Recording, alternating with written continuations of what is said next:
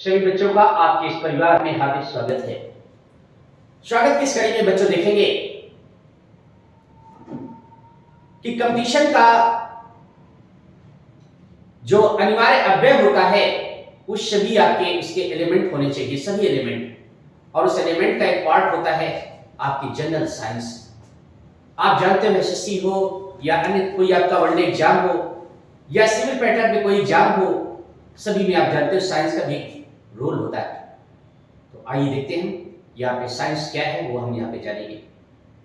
आप जानते हो बेसिक साइंस आप पढ़ के आए हो, यहाँ पे आप जानते हो किसी भी परीक्षा में आपका साइंस का विशेष महत्व है।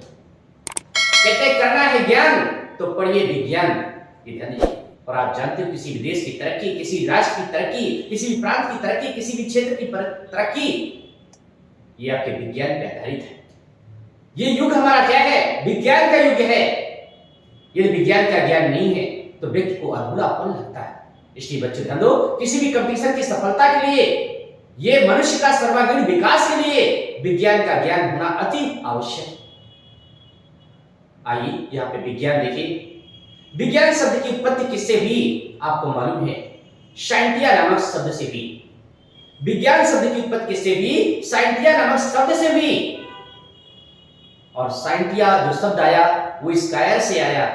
स्कायर जो शब्द आया टू नो से आया, और टू नो जो आया वो नॉलेज से आया। अर्थात नॉलेज माने ज्ञान, अर्थात जिसमें ज्ञान का अध्ययन होता है वही विज्ञान कहलाता है। तो आइए देखिए, यहाँ पे विज्ञान में आप देखेंगे बहुत ही अच्छा टॉपिक है। क्या? विज्ञान। किसी भी परीक्षा में सफलता के लिए इसका रोल बहुत अच्छा होता है। आप पढ़े हो कि जैसे कैटालिस्ट होते हैं, किसी भी रासायनिक अभिक्रिया की दर को बढ़ा देते, ये भी एक तरीके से विज्ञान है। तो इसके सहारे अन्य विषय भी आपके स्ट्रांग हो जाते हैं। इसे देखते हैं, आखिर देखते हैं विज्ञान आखिर है क्या? विज्ञान है क्या? तो देखिए, आप लोग जानते हो, सभी लोग जानते हो, आप लोग अच्छे स्टूडेंट हो। ये वीडियो आपकी बहुत ही अच्छी होगी। हम चाहेंगे कि हमारे इस परिवार को पूरा सपोर्ट आप लोग करेंगे, और हम वादा करते हैं आपसे कि जो आपके इंस्टीट्यूट का जो कंटेंट होगा वो बहुत ही अच्छा होगा, सफलता वाला होगा। आप निश्चित तौर पे आप लोग सफल होंगे, निश्चित तौर पर सफल होंगे। तो आइए पहले देखते हैं क्या कि विज्ञान। देखिए, विभिन्न प्रकार की परिकल्पनाएं हैं विज्ञान की, लेकिन इस 60 परिकल्पना क्या है जो आप पढ़ के आए? सुव्यवस्थित एवं क्रमबद्ध ज्ञान को विज्ञान कहा जाता है। सुव्यवस्थित एवं क्रमबद्ध ज्ञान को विज्ञान कहा जाता है। आइए देखते हैं, आखिर विज्ञान का क्षेत्र बहुत व्यापक है। विज्ञान का क्षेत्र बहुत व्यापक है। इसकी व्यापकता को दृष्टि में रखते हुए, अध्ययन की सुगमता को दृष्टि में रखते हुए इसको 3 पार्टों में बांट दिया गया। तो आइए विज्ञान के 3 पार्ट हैं क्या, वो ध्यान दें। पहला पार्ट है, देखिए, फिजिक्स।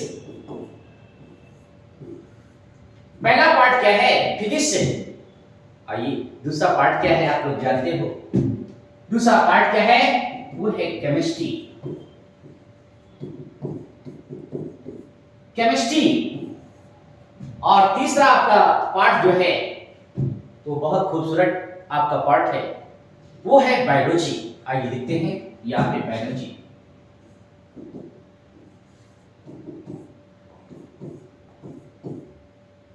आप सभी लोग कंपटीशन के अच्छे स्टूडेंट हैं। आपको ज्ञात है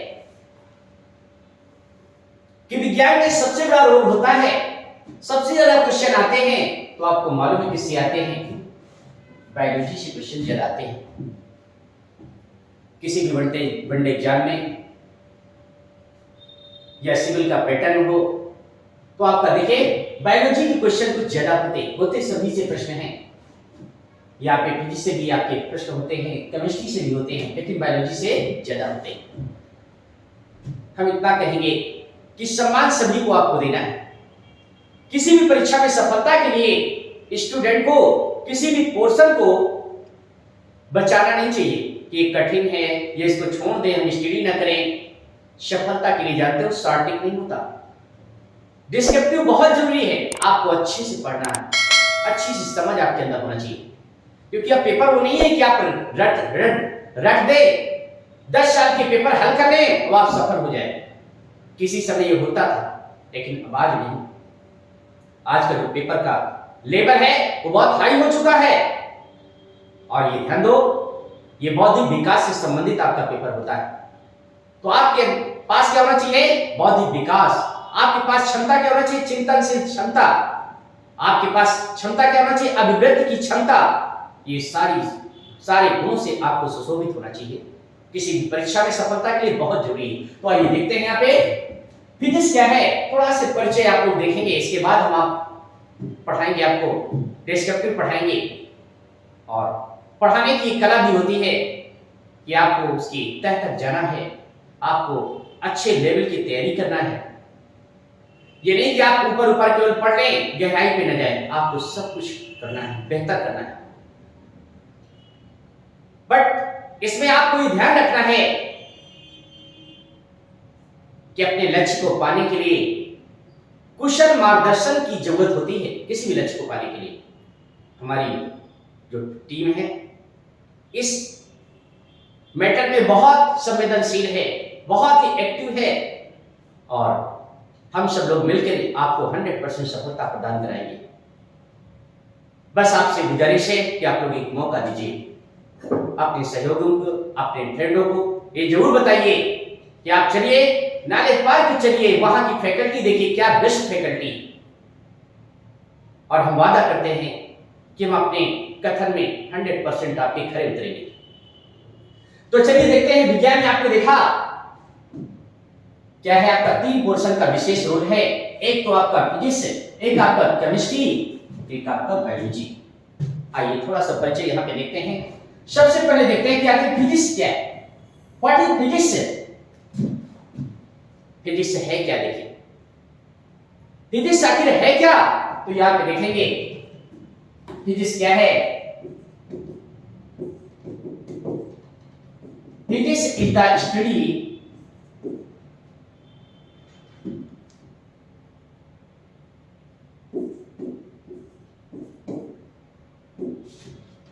Physics is the study of natural things.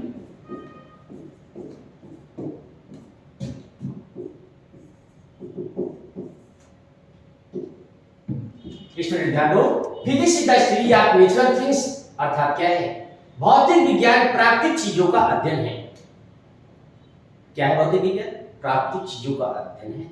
अर्थात दूसरी भाषा में हम ये कह सकते हैं, दूसरी भाषा में, दूसरे शब्दों में हम ये कह सकते हैं कि विज्ञान की वो शाखा जिसमें प्रकृति एवं प्राकृतिक घटनाओं का अध्ययन किया जाता है भौतिक विज्ञान कहलाता है। हम ऐसे भी कह सकते हैं, विज्ञान की वो शाखा जिसमें प्रकृति एवं प्राकृतिक घटनाओं का अध्ययन किया जाता है भौतिक विज्ञान कहलाता है। देखा आपने, जान लिया क्या है, फिजिक्स क्या है। और देखिए, जो फिजिक्स शब्द की उत्पत्ति हुई है वो फ्यूजिस नामक शब्द से हुई है। किससे? फ्यूजिस नामक शब्द से भी। और फिजिक्स जो शब्द आया है नेचुरल से आया है, और नेचुरल माने क्या होता है? प्राकृतिक। अर्थात प्राकृतिक चीजों का अध्ययन ही भौतिक विज्ञान कहलाता है। या आप ये कह सकते हैं कि physics is the study of natural thing, अर्थात प्राकृतिक चीजों का अध्ययन ही, प्राकृतिक वस्तुओं का अध्ययन ही भौतिक विज्ञान कहलाता है। देखा आपने, हमने परिचय दिया क्या फिजिक्स का। इसी में यदि आपसे कहा जाए कि फादर ऑफ फिजिक्स कौन है, तो आपको मालूम है फादर ऑफ फिजिक्स कौन है? आइए देखते हैं फादर ऑफ फिजिक्स है कौन। तो आपको मालूम है, सभी हमारे स्टूडेंट को मालूम है, और ना मालूम हो तो ये देख लीजिए, क्या? न्यूटन। फादर ऑफ फिजिक्स कौन है? न्यूटन। इनका पूरा नाम है sir Isaac Newton. Sir Isaac Newton, इन्होंने सबसे पहले गुरुत्वाकर्षण की खोज की थी, इसलिए इनको फादर ऑफ फिजिक्स कहा गया, इसलिए इनको फादर ऑफ फिजिक्स कहा गया। और कभी पूछा जाए कि फादर ऑफ मॉडर्न फिजिक्स कौन है, तो आप जानते हो फादर ऑफ मॉडर्न फिजिक्स कौन है, अल्बर्ट आइंस्टीन। अल्बर्ट आइंस्टीन कौन है, फादर ऑफ मॉडर्न फिजिक्स है। देखा आपने, हमने फिजिक्स की संक्षिप्त व्याख्या किया। यहाँ पे आपने जाना कि फिजिक्स क्या है, भौतिक विज्ञान क्या है, प्राकृतिक चीजों का अध्ययन। Father of physics Newton, father of modern physics कौन है, अल्बर्ट आइंस्टीन। आइए इसी परिपेक्ष में हम परिचय आपको देंगे केमिस्ट्री। इसी रसायन विज्ञान कहते हैं। आप जानते हो इसकी अध्ययन की सुगमता को दृष्टि में रखते हुए रसायन विज्ञान को 3 पार्टों में बांटा गया। वो 3 पार्ट होते हैं इनऑर्गेनिक, ऑर्गेनिक और फिजिकल। ये 3 पार्ट होते हैं। तो आइए देखिए, यहाँ पे हमें तीनों पार्टों का नहीं, हमें सामान्य रसायन विज्ञान आपको अध्ययन करना है और हम कोशिश करेंगे कि आपको बेहतर कंटेंट उपलब्ध कराएं केवल एग्जाम की दृष्टि से। सफलता के लिए आपको जरूरी है कि हमें चाहिए क्या, हमें उस चीज का स्टडी करना है। यहाँ पे ध्यान दो, तो सभी बच्चे ध्यान दो। ये केमिस्ट्री शब्द देखिए कहां से आई। केमिस्ट्री, जैसे हमने फिजिक्स को बताया कि फिजिक्स नामक शब्द से फिजिक्स की उत्पत्ति हुई, ठीक उसी प्रकार यहां पे केमी नामक शब्द से केमिस्ट्री की उत्पत्ति हुई। ये शब्द क्या है, केमी। ये केमी शब्द है। आपको बता दें, मिस्र देश की मिट्टी का रंग क्या था, या फिर देखिए कौन सा देश है आपका, मिस्र देश। यहां पे मिस्र देश की मिट्टी का रंग काला था। मिस्र देश की मिट्टी का रंग क्या था, काला। इसलिए इसका नाम पड़ा क्या, कीमिया। क्या नाम पड़ा, यहां पे देखिए ये कीमिया नाम पड़ा। मिस्र देश की मिट्टी का रंग क्या था, काला था, इसलिए नाम पड़ा क्या, कीमिया। और कीमिया अर्थात कभी पूछा जाए कि केमिस्ट्री की उत्पत्ति कहां हुई, तो आपको बताना है कहां हुई, मिस्र देश में हुई। केमिस्ट्री की उत्पत्ति कहां हुई, मिस्र देश में हुई। देखा आपने, तो यहाँ पे केमी नामक शब्द से आपका उत्पत्ति हुई किसकी, केमिस्ट्री की। देखा आपने, ये केमिस्ट्री देखी। फिर नाम इसका क्या पड़ा, केमी से कीमिया। कीमिया नाम क्यों पड़ा, क्योंकि मिस्र देश की मिट्टी का रंग क्या था, काला था, इसलिए नाम पड़ गया कीमिया। तो आइए देखा आपने, यहाँ पे केमिस्ट्री की भी उत्पत्ति आपने देख लिया। आपने केमिस्ट्री की भी उत्पत्ति देख लिया। यहाँ पे आपने देखा कि फादर ऑफ फिजिक्स क्या थे, न्यूटन। तो अब यहाँ पे ये भी जानना है आपको, स्टूडेंट ध्यान दो कि केमिस्ट्री के फादर कौन है। तो आइए, आपने नाम सुना होगा, बहुत अच्छा नाम, Lavoisier. Lavoisier the father of chemistry. आप देखिए, रसायन विज्ञान के जनक है कौन, लेवोसियर। देखा आपने, आखिर केमिस्ट्री है क्या, आखिर केमिस्ट्री है क्या, तो ध्यान दो, पदार्थों में या शरीर में होने वाले भौतिक परिवर्तन या रासायनिक परिवर्तन का अध्ययन हम किसमें करते हैं, रसायन विज्ञान में करते हैं। किसी भी पदार्थ में कोई प्रोडक्ट है आपका, कोई बीकर है, आपने उसमें लिक्विड डाला, उसमें अन्य मटेरियल डाला, क्या उसमें क्या परिवर्तन हो रहा है, इस परिवर्तन का अध्ययन किसमें करते हैं, केमिस्ट्री में करते हैं। डॉक्टर दवा लिखते हैं, किसी की दवा फायदेमंद होती है, किसी डॉक्टर की दवा क्या है, रिएक्शन कर जाती है। ये रिएक्शन कर जाती है, तो ये रिएक्शन किस में अध्ययन करेंगे, केमिस्ट्री में अध्ययन किया जाता है। तो पदार्थों में होने वाले रासायनिक या भौतिक परिवर्तन का अध्ययन किसमें करते हैं, रसायन विज्ञान में करते हैं। देखा आपने रसायन विज्ञान को देखा। इसके बाद ये भी आपने देखा कि रसायन विज्ञान की उत्पत्ति किस शब्द से हुई, और आपने ये भी देखा इसके फादर कौन है। आपने परिचय देखा फिजिक्स का, आपने परिचय देखा केमिस्ट्री का। आइए स्टूडेंट देखिए, इंटरेस्टिंग टॉपिक आपका देखिए बायोलॉजी, जिसमें कंपटीशन में सबसे ज्यादा क्वेश्चन आपके बायोलॉजी से आते हैं। अब देखिए, आपको जानना है कि बायोलॉजी की उत्पत्ति कैसे हुई, तो ध्यान से यहां पे ये देखिए बायोलॉजी, इसका अर्थ क्या होता है, जीव विज्ञान, मतलब जीवों का विज्ञान।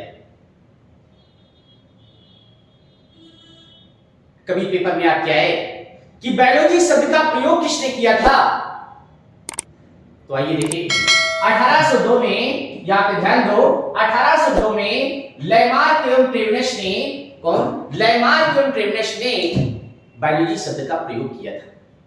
बायोलॉजी शब्द का प्रयोग किया था किसने? लेमार्क और क्यूरी से 1802 में। अब प्रश्न इस बात का बना, ध्यान से देखिए, पढ़ने का तरीका सीखिए कि आपको क्या है, आगे से अंत तक जाना है, आपको कोई चीज छोड़ना नहीं है, आपको समझना है। आप कंपटीशन के स्टूडेंट हैं, एकेडमिक क्लासें नहीं कि इंपॉर्टेंट केवल आप पढ़ो बस खत्म हो गया। आपको सब कुछ पढ़ना है, आपको ध्यान दो, सब कुछ पढ़ना। जब आप पढ़ोगे ना, बड़ा आनंद आएगा, स्वयं में आप आनंदित होंगे, स्वयं में आनंदित। आधा अधूरा ज्ञान हमेशा नुकसानदायक होता है, हमेशा नुकसानदायक। कहते हैं ना, a little knowledge is a dangerous thing, a little knowledge is a dangerous thing, अर्थात अल्प विद्या दुख का कारण है। इसी को हिंदी में कहते हैं नीम हकीम खतरे जान, अददल गदरी छलकत जाए। तो बच्चों, आप लोग खुद समझदार हो, बहुत ही अच्छे स्टूडेंट हो, आप लोग खुद जानते हो, क्योंकि क्या है, ज्ञान बहुत जरूरी है। और ज्ञान कहां से आता है? विज्ञान से आता है। ध्यान दो, विज्ञान कहां से आता है? विज्ञान से आता है। इसलिए कहते करना है ज्ञान तो पढ़िए विज्ञान। और देखिए, जिसके पास ज्ञान आ जाता है तो पावर अपने मन से आ जाती है। ध्यान दो स्टूडेंट, पावर, जिसके पास ज्ञान होता है पावर अपने मन से आ जाती है। इसलिए कहते हैं ना, knowledge is a power, knowledge is infinite and it is a continuous process. ये निरंतर चलने वाली प्रक्रिया है स्टूडेंट, ध्यान दो। तो आइए देखिए, अपने नॉलेज को बढ़ाते हैं। देखिए, आप बहुत अच्छा नॉलेज आपने देखा, आपने फिजिक्स में देखा, केमिस्ट्री में आपने देखा। आइए जबरदस्त का नॉलेज आप देखते हैं, बायो का परिचय हम कराते हैं। तो आपने देखा पहला परिचय, तो ये देखा आपने कि आपका 1802 में आपका बायोलॉजी शब्द का प्रयोग किसने किया था? लेमार्क और क्यूरी ने किया था। कभी आ जाए कि फादर ऑफ बायोलॉजी है कौन? तो फादर ऑफ बायोलॉजी आप जानते हो कौन है? अरस्तु। फादर ऑफ बायोलॉजी कौन है? अरस्तु हैं। इसको अरिस्टोटल लिखा करो तो स्पेलिंग आपकी सही आ जाएगी। फादर ऑफ बायोलॉजी कौन है? अरस्तु। आइए देखिए, देखा आपने अरस्तु फादर ऑफ बायोलॉजी है। अब ये देखा आपने, बायोलॉजी का विस्तार इतना बड़ा है कि इसका अध्ययन करना पाना बहुत कठिन होता है। ये इतना बड़ा विज्ञान है कि अध्ययन कर पाना बहुत ही कठिन होता है। इसलिए स्टूडेंट, इसकी सुगमता को दृष्टि में रखते हुए इसे 2 पार्टों में बांट दिया गया है। इसको क्या है, आपका 2 पार्टों में बांटा गया। वो 2 पार्ट कौन है? यहाँ पे ध्यान दो, यहाँ पे पहला आपका देखिए जूलॉजी। क्या है? जूलॉजी बांटा गया। और दूसरा इसका पार्ट क्या है? बॉटनी। दूसरा पार्ट क्या है इसका? बॉटनी। बच्चों ध्यान दो, यहां से स्पष्ट हो जाता है, आप लोग खुद जानते हो कि जून जो ये जूलॉजी शब्द आया, ध्यान दो, जूलॉजी जो शब्द आया वो किससे आया? जून और लोगस से आया। किससे आया? यहां पे देखेंगे, जून और आपका देखिए जून प्लस लोगस से आया।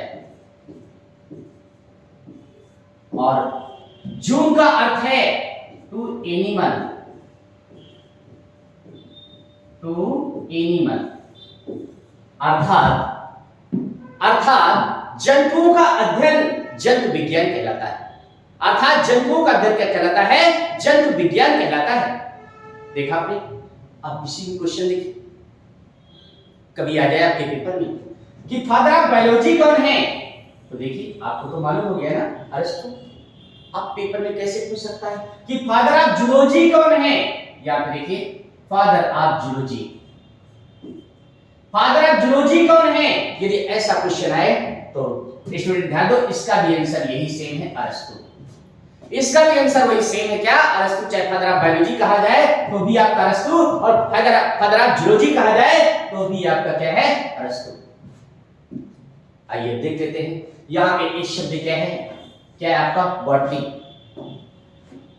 देखिए, बॉटनी शब्द आपका है जिसमें हम वनस्पतियों का अध्ययन करते हैं। और ये बॉटनी जो शब्द है, ये भी 2 शब्दों से मिलकर के बना, बॉटन और लोगस। बॉटन का अर्थ है टू हर्ब, और टू हर्ब इसको हिंदी में कहते हैं साग, बूटी, झाड़ी या पेड़ पौधे, या एक शब्द में हम इसको संबोधित करते हैं वनस्पतियां।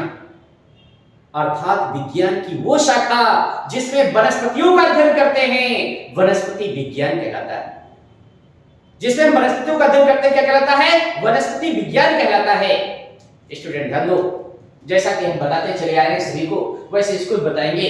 आप पेपर में कभी पूछा जाए या नॉलेज की दृष्टि से आप देखिए कि कोई पूछे कि फादर ऑफ बॉटनी कौन है, कोई पूछे तो फादर ऑफ बॉटनी कौन है, तो आपको क्या बताना है? थियोफेस्टस। क्या बताना है?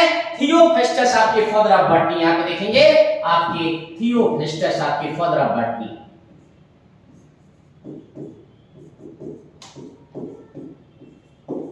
Theophrastus is the father of botany.